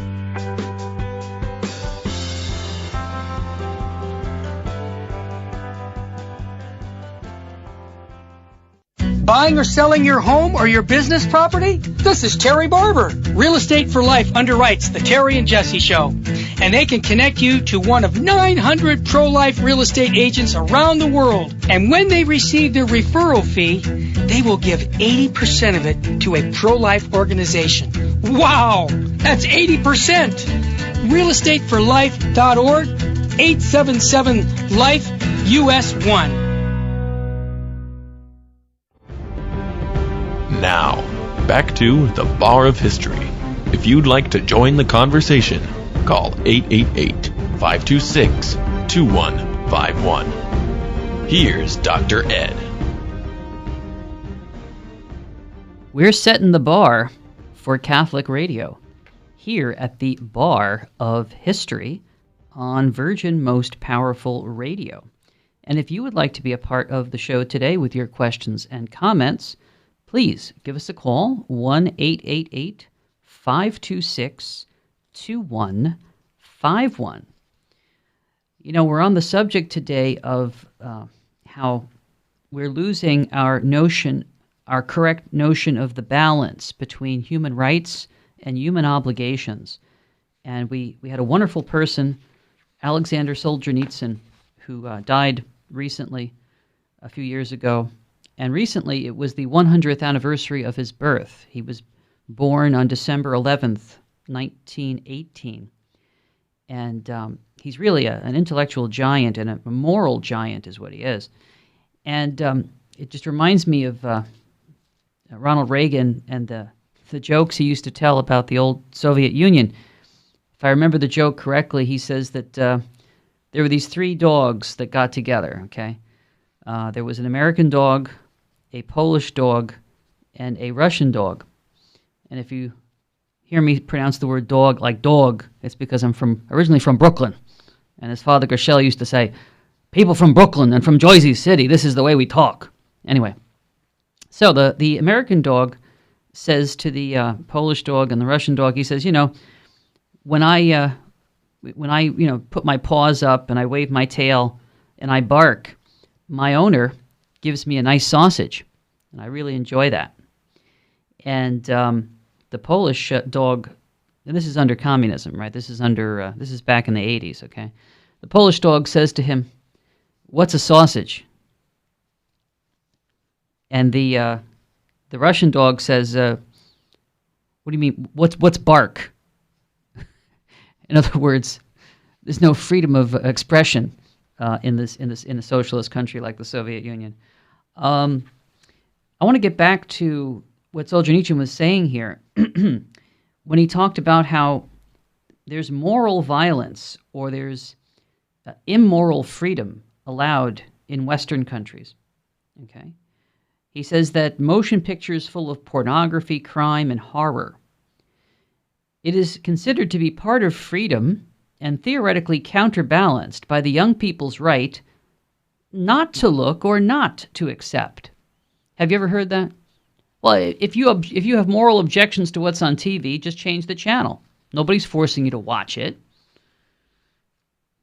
And when you're in a New York City subway and they've got advertisements for the Museum of Sex all over the train, all over the subway car, I suppose you have the right to walk into a different subway car where you can see advertisements for something else, which is morally objectionable. But then I suppose you have the right to take the taxi to work, right? You don't have to take the subway. Anyway, listen to what Solzhenitsyn says. He says, life organized legalistically has thus shown its inability to defend itself against the corrosion of evil. Again, that is so profound, ladies and gentlemen. In America, we pride ourselves on our laws, but our laws have actually not been able to stop the corrosion of evil in this country. The president, again, tomorrow night is going to give the State of the Union. Well, we're in a worse state than we were 40 years ago. Listen to Solzhenitsyn's analysis. He says, when a government starts an earnest fight against terrorism, public opinion immediately accuses it of violating the terrorists' civil rights. This guy was a prophet, Alexander Solzhenitsyn. He says there are many such cases. Such a tilt of freedom in the direction of evil has come about gradually, but it was evidently born primarily out of a humanistic and benevolent concept, according to which there is no evil inherent in human nature. Well, the Judeo-Christian tradition takes quite a different approach to that. Okay, according to the Judeo-Christian tradition, man is profoundly messed up. Okay, in the Catholic tradition, we say that man is wounded, that he's not inherently evil, but he is wounded by original sin and therefore has a tendency to evil that has to be counteracted. I get back to Solzhenitsyn's graduation address. The world belongs to mankind, and all the defects of life are caused by wrong social systems, which must be corrected. This is what they think. The left thinks there's nothing inherently evil about human nature. The world belongs to mankind, and all the defects of life are caused by wrong social systems, which must be corrected. Strangely enough, though, the best social conditions have been achieved in the West. There still is criminality, and there even is considerably more of it than in the pauper and lawless Soviet society. And this is where now he's about to get into this whole issue of the press and how the press needs to be held accountable to truth. Listen to what he says. The press, too, of course, enjoys the widest freedom. I shall be using the word press to include all media. But what sort of use does it make of this freedom? Here again, the main concern is not to infringe the letter of the law. There is no true moral responsibility for deformation or disproportion. Do you know, you can look this up online. There have been surveys done by third parties that show that most of the news coverage in this country, in the media, is something like over 90% negative against the president. 90% of the time, they're reporting in a negative fashion against the President of the United States. And why? Because he stands up very often for Judeo-Christian values and beliefs, for objective truth. And the left hates that. And they want to tear him down. They want to destroy him. They want to make sure he's not reelected. In fact, just this morning, I think CNN was touting a poll which shows that 40% that the president's popularity rating is only 40%, and that no other president besides President Reagan in 1983, when he gave his second State of the Union in his third year of presidency, nobody except Reagan ever had a lower public opinion approval. And they're amazed at this, that he should still be in power even though his approval rating is 40%. Well, the fact of the matter is the press did a hatchet job on President Reagan back in the day.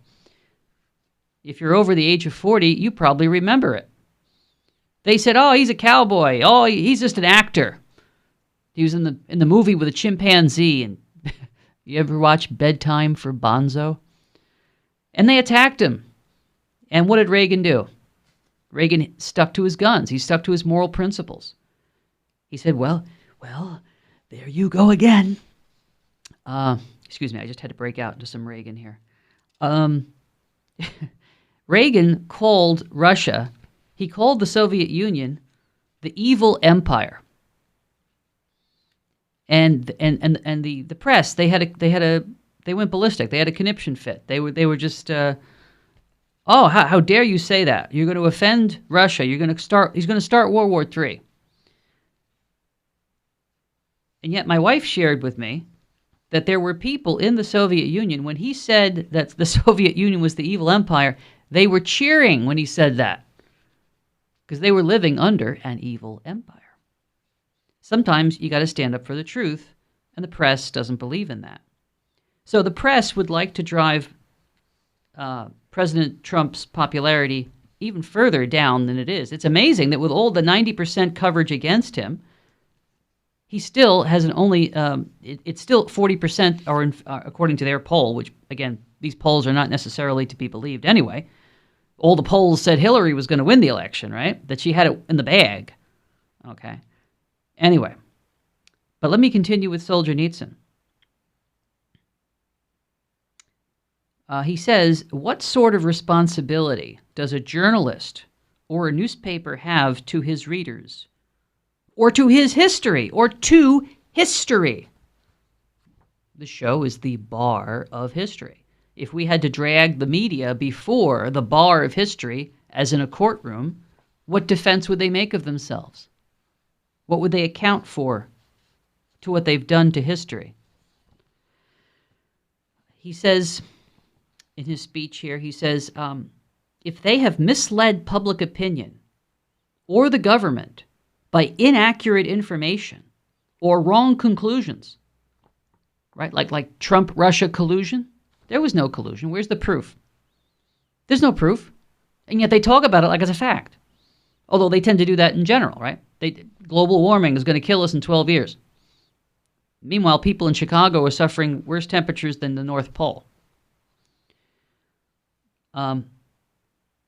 If they have misled public opinion or the government by inaccurate information or wrong conclusions, do we know of any cases of public recognition and rectification of such mistakes by the same journalist or the same newspaper? It hardly ever happens because it would damage sales. A nation may be the victim of such a mistake, but the journalist usually gets away with it. One may safely assume that he will start writing the opposite with renewed self-assurance. Listen to this, because instant and credible information has to be given, it becomes necessary to resort to guesswork, rumors, and suppositions to fill in the voids. And none of them will ever be rectified. They will stay on in the reader's memories, right? So 40% of the country's walking around thinking that President Trump colluded with the Russians, even though there's absolutely not a shred of evidence of that. But as Goebbels said, the propaganda minister of the Nazis, the National Socialists under Hitler, if you repeat the big lie often enough, if it's big enough and you repeat it often enough, people begin to believe the lie. The lie becomes the truth.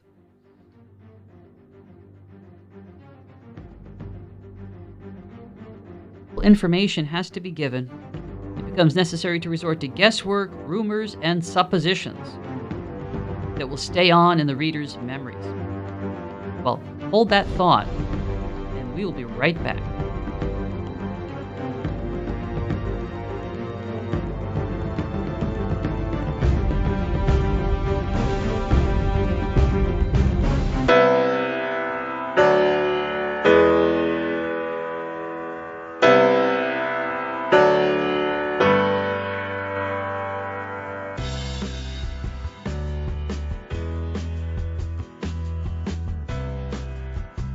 If you're a listener to Virgin Most Powerful Radio, you already know about Hands-On Apologetics with Master Apologist Gary Machuda. And if you're a fan of Hands-On Apologetics, then we have some exciting news for you. This February, Sensei Gary will be leaving the Apologetics Dojo in Michigan to visit the Virgin Most Powerful Radio World Headquarters in Covina, California. And if you'll be in Southern California this February, we have more exciting news for you. Not only will Gary be doing his live show from our Virgin Most Powerful Radio studio, but he will be giving a live presentation on February 20th at 7 p.m. right here at the Sacred Heart Chapel. That's Gary Machuda speaking live on the topic of Breaking the Bible Barrier, Why Catholic Appeals to the Bible Fail, and How to Make Them Successful. For more information, call 877-526-2151 or visit virginmostpowerfulradio.org. It is only because of your continued prayers and generous donations that Virgin Most Powerful Radio can broadcast live each weekday. We count on your spiritual and financial support because you understand the urgent need for Catholic programming that shares the gospel with clarity and charity, but without compromise. Please prayerfully consider becoming a monthly donor. You can set it up with the touch of a button on our website, catholicrc.org.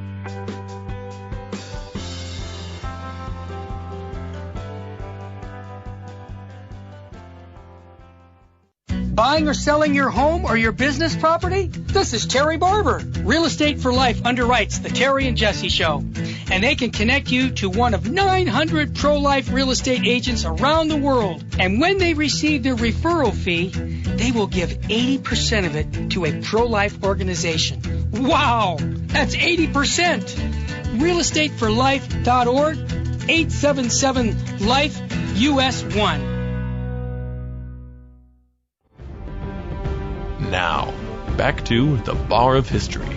If you'd like to join the conversation, call 888-526-2151. Here's Dr. Ed. You're listening to the most powerful Catholic radio, Virgin Most Powerful Catholic Radio. For those that are just joining us, I am Dr. Ed Mazza, Professor of History and Political Science at Azusa Pacific University. And in fact, I would like to make an announcement here. If anybody is interested in hearing from a firsthand survivor of communism, my department, the Department of History and Political Science at Azusa Pacific, is going to be having a guest speaker tomorrow night at 4:30 p.m. If you want more information, you can call 1-626-815-6000, extension 3843. And we are having Peter Wolf is his name, and he's giving a talk at 4:30 tomorrow afternoon, on the gift of freedom. This is a man who escaped from communist East Germany. You know, the Berlin Wall. So many people died trying to get to freedom in West Germany, in democratic Germany, trying to leave socialist East communist Germany. So, if you'd like to be a part of that, you can call 1-626-815-6000, extension 3843. I believe the event is free. And hear firsthand from someone who survived communism and socialism what it is really like. As a matter of fact, since we're on the subject here, I'd like to briefly mention that it's with regret that I will not be with the History and Political Science Department much longer at APU, and going on to other projects. If anybody is interested in my services, you can give Terry Barber a call at 1-877-526-2151. I'll probably be doing some consulting and some tutoring. And if I can be of help to you or your organization, please don't hesitate to reach out to me. I'd like to be of help. That's 1-877-526-2151. Now then, we were looking at Alexander Solzhenitsyn, again, a survivor of communism, giving an address to a bunch of college kids in 1978.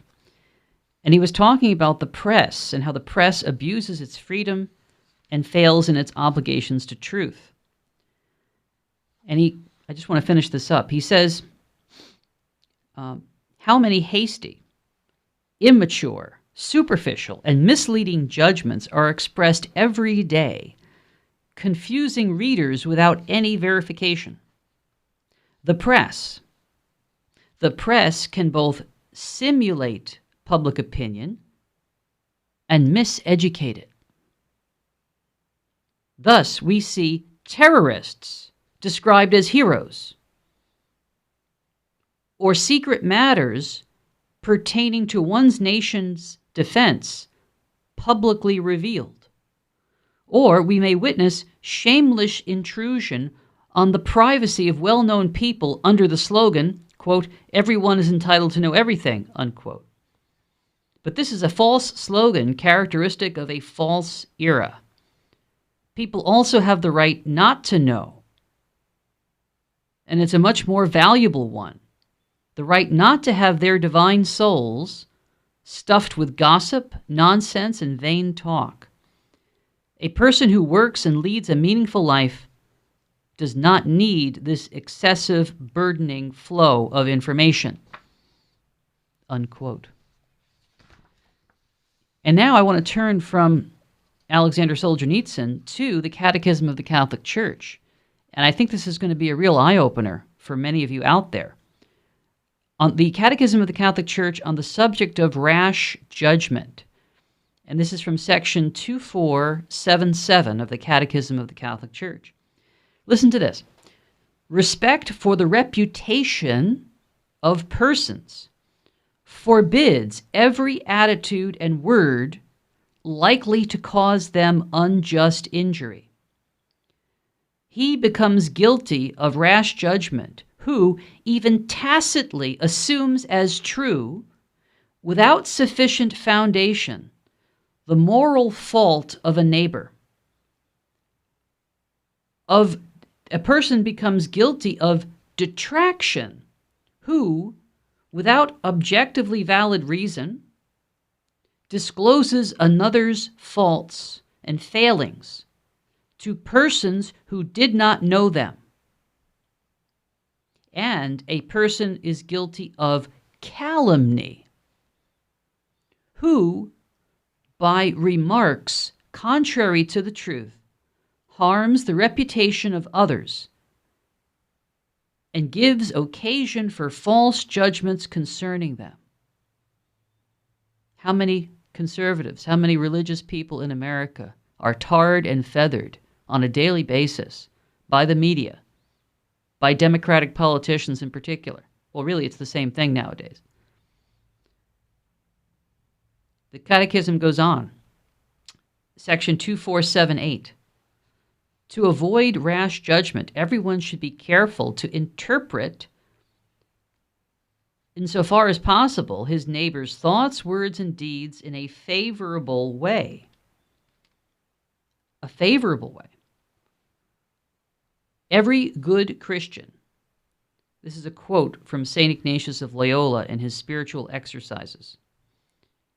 We're talking about a big saint here, St. Ignatius of Loyola, the founder of the Jesuit order. He says, every good Christian ought to be more ready to give a favorable interpretation to another's statement than to condemn it. But if he cannot do so, let him ask how the other understands it. And if the latter understands it badly, let the former correct him with love. That's what we do here at Virgin Most Powerful Radio. We spread the gospel with clarity, but with charity. And he finishes, if that does not suffice, let the Christian try all suitable ways to bring the other to a correct interpretation, so that he may be saved. And here's a quote from the Code of Canon Law, the current Code of Catholic Canon Law. Canon 220 says, no one may unlawfully harm the good reputation which a person enjoys, or violate the right of every person to protect his or her privacy. Now, let's turn to St. Thomas Aquinas, the angelic doctor, and see what he has to say about rash judgment. In Article 2, St. Thomas says, judgment is faulty and unlawful, rash judgment. Judgment is faulty and unlawful when the reason lacks certainty, as when a man, without any solid motive, forms a judgment on some doubtful or hidden matter, and then it is called judgment by suspicion or rash judgment. Then he says in Article 2, he says, Article 3, Aquinas says, on the contrary, St. John Chrysostom, in his comment on Matthew 7:1, judge not, he says, by this commandment our Lord does not forbid Christians to reprove others from kindly motives, but that Christians should despise Christian by boasting his own righteousness, by hating and condemning others for the most part on mere suspicion. So in other words, if you see that your brother is walking falsely, You do have the duty of charity to actually correct him, to judge his circumstances. But you're not supposed to do it because you feel you're so self-righteous, because you're so perfect, okay? And you don't do it based on mere suspicion. St. Thomas goes on to say that suspicion itself, quote, denotes evil thinking based on slight indications. And he says there are three causes. A person is prone to think evil of others due to his own wickedness. We are often guilty of the very things that we accuse others of. That holds true for this whole thing about accusing President Trump of Russian collusion. The very document, the so-called dossier, which said all kind of terrible things about Trump doing all kind of terrible things, that itself was created with money from the Clinton campaign, and they got their information from Russian sources. So it was the Clinton campaign that was cooperating with the Russians and colluding to steal an election. But I digress. Thomas says a person could have evil thinking because he is ill-disposed towards another. For example, envy or anger. Or it could be for a third cause. He has experienced the faults of others. Aquinas says the elderly can fall into this trap because they have had time to experience more evil. So just because you've been around the block a few times, it doesn't give you the right to become cynical and to think the worst of people just because you've lived life and it's left its impression on you.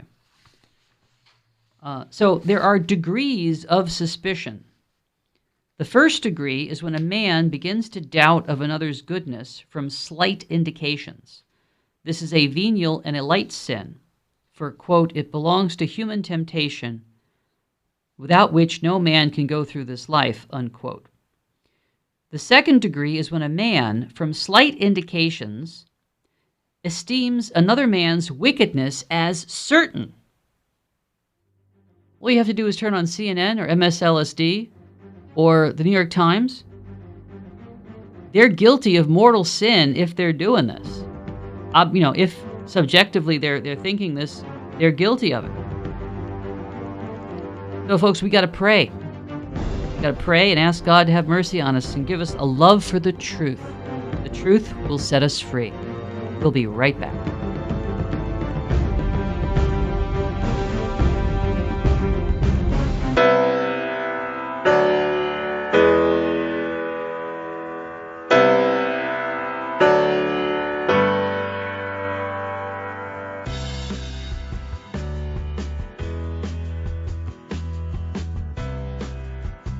If you're a listener to Virgin Most Powerful Radio, you already know about Hands-On Apologetics with Master Apologist Gary Machuda. And if you're a fan of Hands-On Apologetics, then we have some exciting news for you. This February, Sensei Gary will be leaving the Apologetics Dojo in Michigan to visit the Virgin Most Powerful Radio World Headquarters in Covina, California. And if you'll be in Southern California this February, we have more exciting news for you. Not only will Gary be doing his live show from our Virgin Most Powerful Radio studio, but he will be giving a live presentation on February 20th at 7 p.m. right here at the Sacred Heart Chapel. That's Gary Machuda speaking live on the topic of Breaking the Bible Barrier, Why Catholic Appeals to the Bible Fail, and How to Make Them Successful. For more information, call 877-526-2151 or visit virginmostpowerfulradio.org. It is only because of your continued prayers and generous donations that Virgin Most Powerful Radio can broadcast live each weekday. We count on your spiritual and financial support because you understand the urgent need for Catholic programming that shares the gospel with clarity and charity, but without compromise. Please prayerfully consider becoming a monthly donor. You can set it up with the touch of a button on our website, catholicrc.org.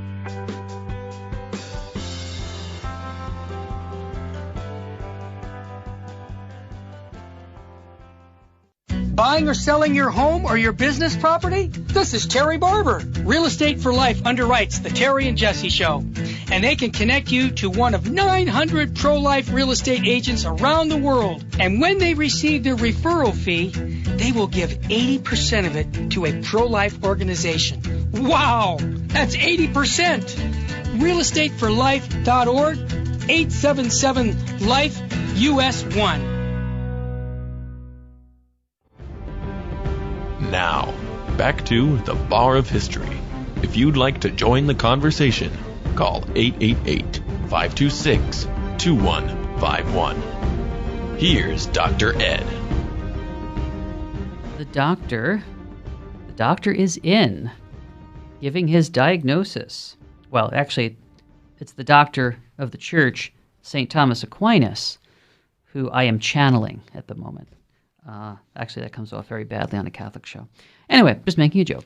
All right, so I am reading the words of St. Thomas Aquinas with regard to rash judgment and how it can be a mortal sin. That means a sin which, if you die unrepentant of, you lose heaven and you go to hell for all eternity. Okay? So he says, it's a mortal sin. Let me start from the top. There are 3 degrees of suspicion when you suspect somebody. The first degree is when a man begins to doubt another man's goodness because only from slight indications. This is venial and a light sin. The second degree is when a man, from slight indications, esteems another man's wickedness as certain. Thomas says, this is a mortal sin if it be about a grave matter, since it cannot be without contempt of one's neighbor. And he quotes, if then we cannot avoid suspicions because we are human, we must nevertheless restrain our judgment and refrain from forming a definite and fixed opinion. In other words, we can't help but be tempted sometimes to think the worst of other people. But as long as your will doesn't give in to it, it's just a temptation. You have to suspend restrain your judgment on it. The third degree is when a judge goes so far as to condemn a man on suspicion. This pertains directly to injustice and is consequently a mortal sin. We might want to take a look here at another thing that he says. In Article 4, Aquinas looks at whether doubts should be interpreted for the best. And he says in reply to Objection 2, where he says, it is one thing to judge of things, and another to judge of men. There is no harm done to things, regardless of which way they are judged.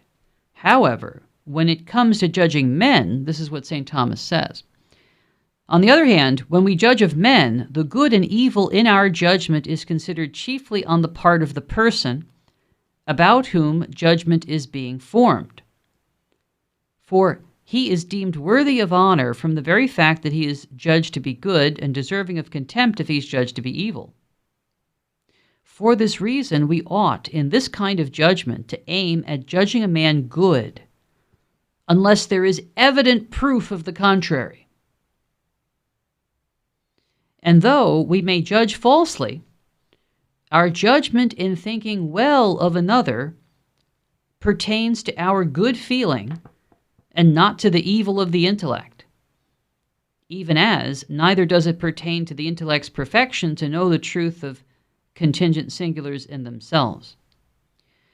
In fact, we could also quote other great doctors of the church besides St. Thomas on this. We could quote St. Teresa of Avila, another great counter-Reformation saint like St. Ignatius. She says in the book Interior Castle, chapter 3, those who are careful not to offend God and who enter the religious state think there is nothing more to do. How many maggots remaining in hiding until, like the worm which gnawed at Jonah's ivy, they have destroyed our virtues. What are these pests? These pests are such evils as self-love, self-esteem, rash judgment of others even in small matters, and a want or a lack of charity in not loving our neighbor quite as much as we love ourselves.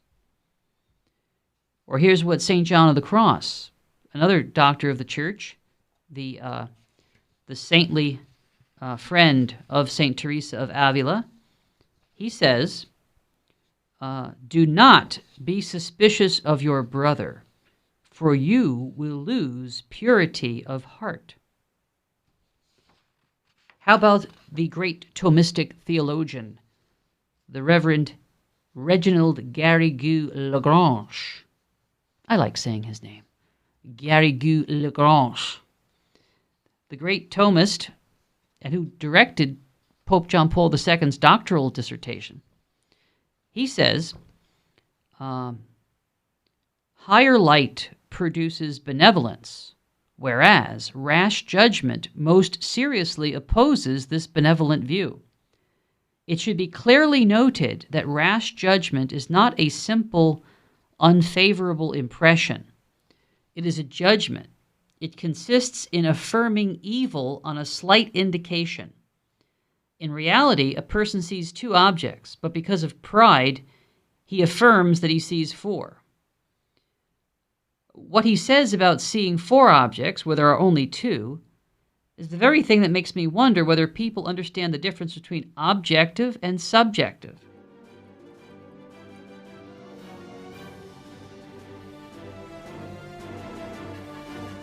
Well, folks, I hear the music, and that means that we are winding down here.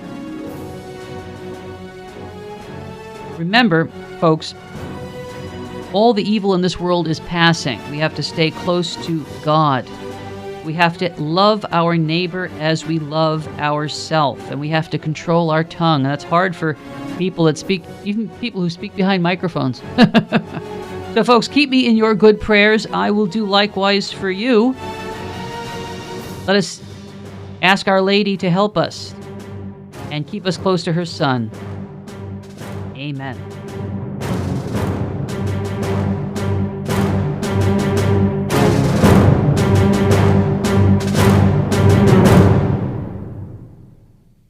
Saint Faustina's Prayer for Priests. O my Jesus, I beg thee on behalf of the whole Church, grant it love and the light of thy Spirit, and give power to the words of priests, so that hardened hearts might be brought to repentance and return to thee, O Lord. Lord, give us holy priests. Thou thyself maintain them in holiness. O divine and great High Priest, may the power of thy mercy accompany them everywhere, and protect them from the devil's traps and snares, which are continually being set for the souls of priests. May the power of thy mercy, O Lord, shatter and bring to naught all that might tarnish the sanctity of priests. For thou canst do all things. Amen. Virgin most powerful, pray for us.